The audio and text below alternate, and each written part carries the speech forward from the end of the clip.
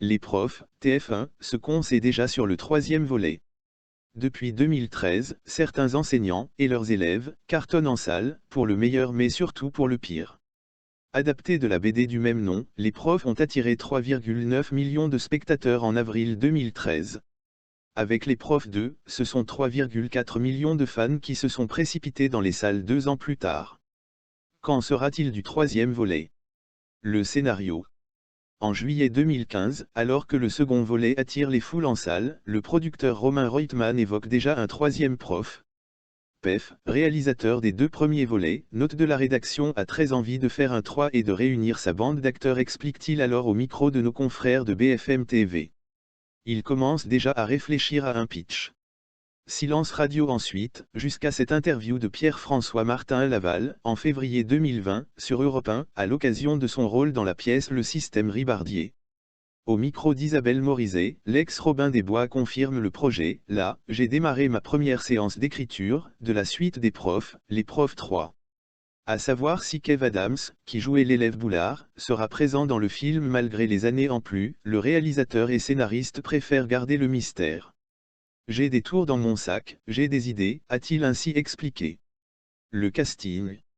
D'après Romain Reutemann, la plus grande partie de la bande des profs devrait être de retour pour cette nouvelle aventure, à commencer par Kev Adams. Espérons qu'Isabelle Nanty, notre prof d'anglais préféré, et Arnaud Ducret. Kev Adams, comment Anne Roumanoff a joué un rôle majeur dans son succès. Ce lundi 24 février, TF1 diffuse Les Profs, film dans lequel Kev Adams joue aux côtés de Christian Clavier, Isabelle Nanty ou encore Arnaud Ducret. À 28 ans, l'acteur a déjà concrétisé de nombreux projets, notamment en devant l'un des jurés de Masked Singer, nouvelle émission du PAF. Mais saviez-vous qu'Anne Roumanoff a joué un rôle majeur dans sa carrière? On vous dit tout. En novembre dernier, les fans de Kev Adams l'ont retrouvé dans la nouvelle émission de TF1 baptisée Masked Singer.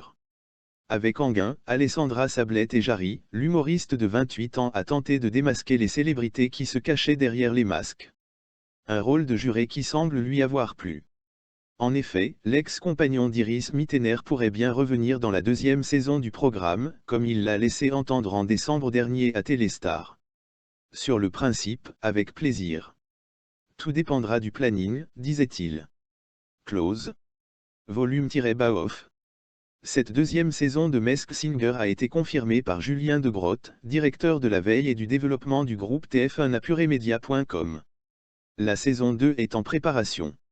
Au vu des audiences magnifiques, il était difficile de ne pas faire de saison 2. Aujourd'hui, nous sommes fiers de dire que Masked Singer est l'émission la plus puissante en 2019 sur le public jeune, familial et les cibles principales, toutes chaînes et tous genres confondus, y compris la fiction, expliquait-il. Je lui dois énormément. Kev Adams a accédé à la notoriété grâce à son rôle d'Adam Fantel dans la série Soda diffusée de 2011 à 2015 sur M6. 2 ans avant ce succès, il avait alors 18 ans, sa manager Elisa Soussan lui a présenté Anne Roumanoff. Elle est rapidement devenue sa marraine artistique, comme il le confiait en 2017 à nos confrères de Téléstar. C'est la première personne connue dans ce métier qui m'a pris sous son aile. Au début, elle était assez autoritaire avec moi, un peu comme une prof, je lui dois énormément, disait-il. En mai 2019, Kev Adams était l'invité d'Anne Roumanoff sur Europe 1. Il en avait profité pour parler de son nouveau spectacle retraçant ses 10 ans de carrière.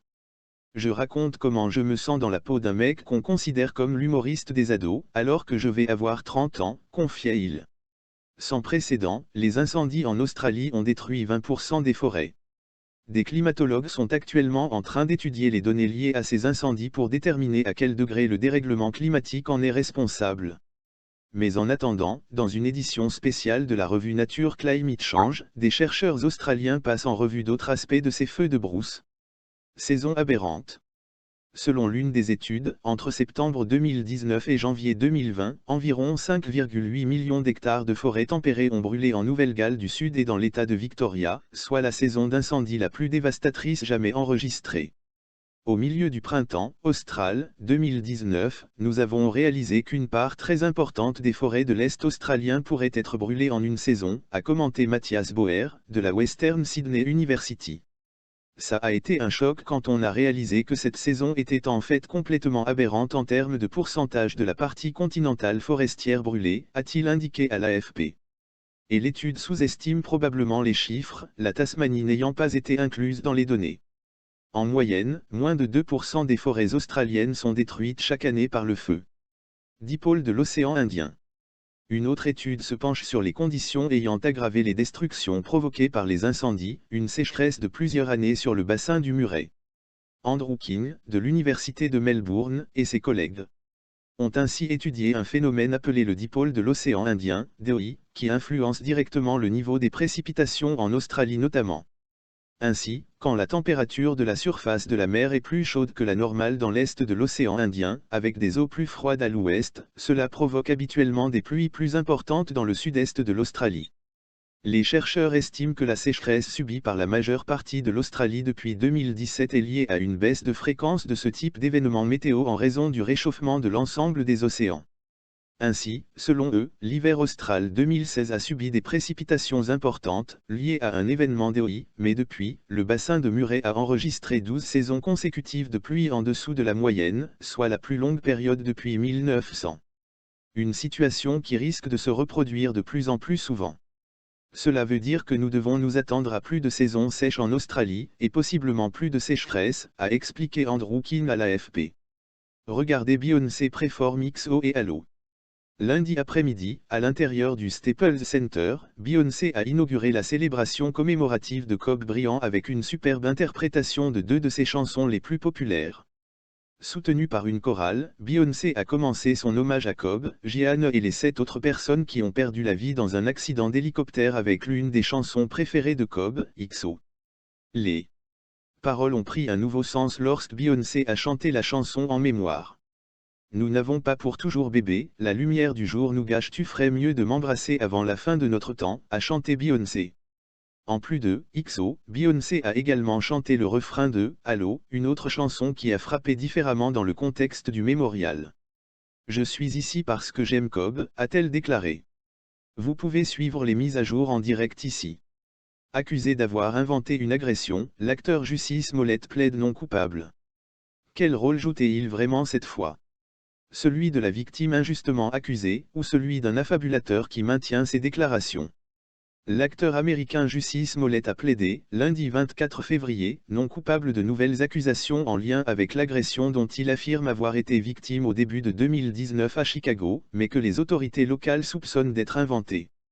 Il est clairement frustré d'être replongé dans cette affaire, a déclaré son avocate, Tina Glandian, après sa comparution devant un tribunal de la métropole du nord des États-Unis. Mais, nous sommes prêts à aller au procès, a-t-elle ajouté. L'ancien personnage vedette de la série Empire avait été mis en accusation le 11 février par un jury du comté de Cook, qui englobe Chicago, pour son rôle allégué dans l'agression. L'acteur noir et homosexuel de 37 ans avait affirmé en janvier 2019 avoir été attaqué dans une rue de la ville par deux partisans du président Donald Trump, qui auraient proféré des insultes racistes et homophobes. Indignation. L'affaire avait provoqué une vague d'indignation dans le pays. Mais l'enquête avait rapidement conclu à une mise en scène de Smollett, qui aurait payé deux frères nigérians afin de faire avancer sa carrière et obtenir un cachet plus important dans la série télévisée. L'acteur a toujours affirmé avoir été agressé. L'affaire avait connu un nouveau rebondissement en mars 2019 quand les procureurs du comté avaient abandonné toutes les charges pesant contre lui, en échange de $10 000 et de 2 jours de travaux d'intérêt général. La mairie de Chicago avait ensuite décidé de le poursuivre au civil afin qu'il rembourse les frais liés à l'enquête de police, d'un montant de $130 000. Gloria Schmidt-Rodriguez, l'avocate des deux frères Olabinjo et Abimbola Ozindero, que Jussie Smollett aurait engagé, a affirmé que ses clients étaient honnêtes, ouverts et remplis de remords quant à leur conduite dans cette affaire. Ils ont dit la vérité depuis le premier jour, ils continueront à le faire et à coopérer, a-t-elle ajouté, assurant qu'ils n'avaient rien obtenu en échange. Coronavirus, conseil pour un travail intelligent et pacifique. Smart working. C'est le mot d'ordre de ces heures pour les entreprises qui risquent de rester bloquées en raison de l'urgence sanitaire du nouveau coronavirus. Dans les régions les plus touchées par l'infection, des efforts sont faits pour limiter au maximum les déplacements, tandis que l'un des décrets d'application du DL 23 février 2020 N6 facilite l'adoption du télétravail, comme cela a été expérimenté à plus petite échelle en raison de l'effondrement du pont Morandi. L'utilisation du travail agile est déjà massive dans de nombreuses entreprises.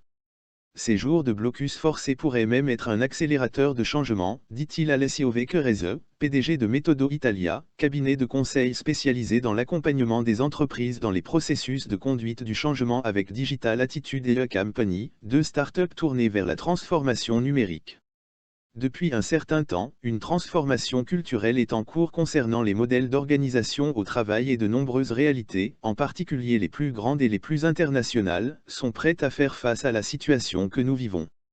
Ceux qui tardent à mettre en œuvre des plans structurés de travail intelligents devront déployer des efforts supplémentaires, mais se préparer en peu de temps est possible et, avec quelques précautions, vous pouvez éviter de perdre de la productivité. Confiance, mot de passe pour les dirigeants. Pour mettre en œuvre efficacement des formes de travail agile, anticiper les éventuels accros et préparer les employés et la direction à travailler d'une nouvelle manière, Metodo a élaboré une série de conseils destinés aux travailleurs et aux peut-être qu'ils se retrouvent à faire du smart working pour la première fois de leur vie, à la fois aux dirigeants, qui doivent expérimenter de nouvelles façons d'organiser, de diriger et d'évaluer leurs employés. La délégation et la confiance sont les concepts les plus importants pour ceux qui ont un rôle de direction, explique-t-il Giuseppe Genelletti, responsable du travail intelligent de Metodo. Clarifier les objectifs, améliorer les résultats obtenus et responsabiliser sont les actions clés pour mettre en place un projet de travail intelligent gagnant. Il est alors nécessaire de faire des efforts supplémentaires sur le plan de la planification et de programmer des moments spécifiques de confrontation avec les gens de l'équipe, mieux en vidéo qu'avec un simple coup de téléphone. 5 conseils pour les travailleurs. Pour les travailleurs, cependant, le défi est de reproduire l'état d'esprit à la maison au bureau. Les conseils de Metodo sont 5. 1. Établissez clairement les horaires. Il est important d'indiquer les heures de début et de fin du travail. Consacrer des heures spécifiques au travail facilite non seulement la concentration, mais aussi l'alignement avec d'autres interlocuteurs, qui savent quand nous sommes disponibles et prêts à répondre. 2. Habillez-vous comme